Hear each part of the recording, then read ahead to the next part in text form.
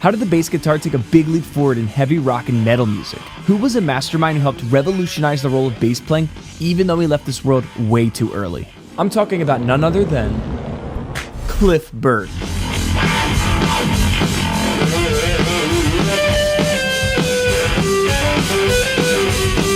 Cliff Burton's legacy as Metallica's bassist is monumental. Nobody took the bass and put it up there with the lead guitars as an equal until Cliff, in a genre where it often lingered in the background. His aggressive use of distortion and wah pedals blended with his harmonic complexity and technical prowess made him a game changer on Metallica's first 3 albums. His untimely death in a tragic bus accident in 1986 at the age of 24 shocked the music world and left an irreplaceable void in Metallica and the metal community. His fearless creativity continues to inspire bassists across genres, cementing his status as a pivotal figure in the evolution of bass guitar playing. Are you ready to see why Cliff was such a legend on the bass guitar? Let's go. Everyone, hi Cliff! Hi Cliff! Clifford Lee Burton was the youngest of 3, where music was a significant part of daily life. Cliff started playing piano at a young age, showcasing a natural aptitude for music. This early foundation in music theory and classical training played a critical role in developing his unique style on the bass guitar. His interest in rock and heavy metal blossomed during his teenage years. He began playing the bass at age 13. He was self-taught, heavily influenced by a different variety of musicians, from the likes of Geddy Lee, Geezer Butler, Ray Brown, Stanley Clarke, Bach, and particularly Lemmy, whose aggressive style of playing really resonated with him. Cliff took bass playing seriously, studying music theory and honing his skills at college in California. So how did he end up joining Metallica? Cliff's path crossed with Metallica in 1982. The band, formed by drummer Lars Ulrich and guitarist James Hetfield, was gaining momentum in the underground music scene. After seeing Cliff perform with his band Trauma at the Whiskey A Go Go, they were impressed by his skill and unique use of effects. They famously decided they wanted him in the band, but Cliff had one condition: Metallica had to relocate to the San Francisco Bay Area, which they did. His eclectic taste in music, ranging from classical to southern rock to jazz, would influence the band's musical diversity. Once he joined, his influence was immediate. He contributed to their first 3 albums, Kill 'Em All, Ride the Lightning, and Master of Puppets. Legendary albums. These albums are considered foundational in the thrash metal genre. His classical training influenced tracks like For Whom the Bell Tolls.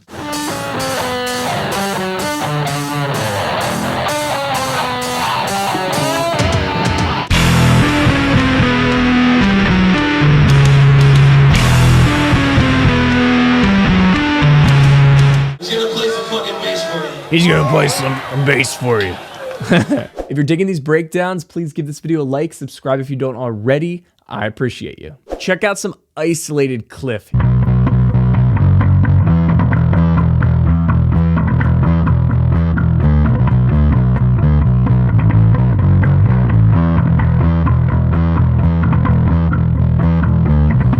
So good. His playing style was very raw, very aggressive, yet melodic, and served as a lead voice in Metallica's arrangements. Burton's use of extended techniques like tapping and harmonics, alongside his innovative use of effects such as distortion with his Electro-Harmonix Big Muff pedal and the Morley wah-wah pedal, allowed him to create a distinct sound that was both rich and complex. To craft bass parts that were as emotionally powerful as they were technically demanding is what set Cliff aside from others. Are you a bassist? Then check out Bass Freedom below, where you can access my courses and my program Bass Freedom Mentorship. So what bass did he use? He was famously associated with his Rickenbacker 4001 bass guitar, known for its bright, punchy tone and sustain, which suited Burton's playing style perfectly. I need to get a frickin' Rickenbacker. It's rare to find people praising a solo bass track. You have to check this out. But I have to show you in bits because YouTube will take my video down.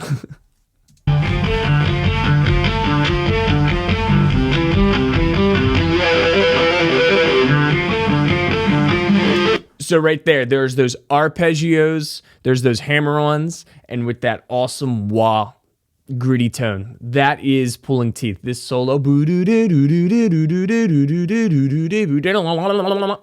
Wah pedal, Rickenbacker, Cliff.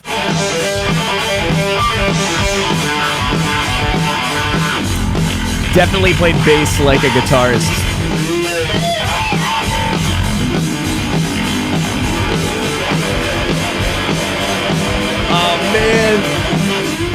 so freaking good.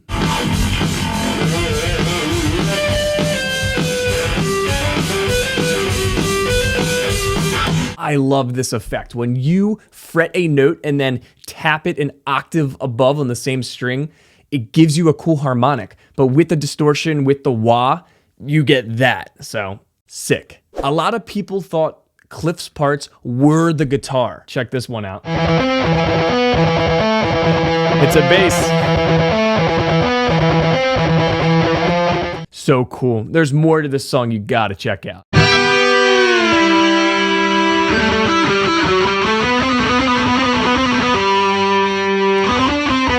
So melodic. The harmonies.